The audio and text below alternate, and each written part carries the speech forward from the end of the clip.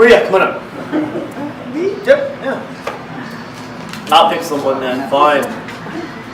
So let's go first. So let's do this first. Let's go against the wall first here. Heels.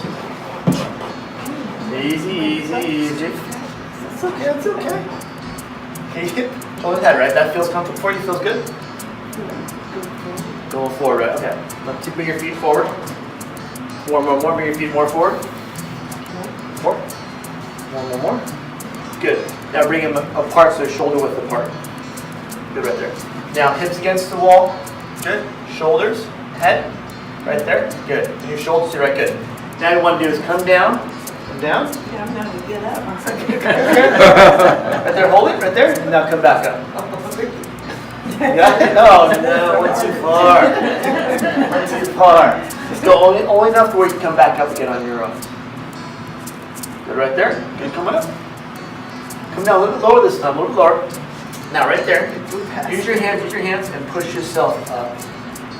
There we go. So if you go down too far, don't have to call 911. Just use your hands to push yourself up this way. Good, head up. Head back. Okay, come down. And you straight ahead now. Come down. Hold it. And come back up. Does that feel okay? Good.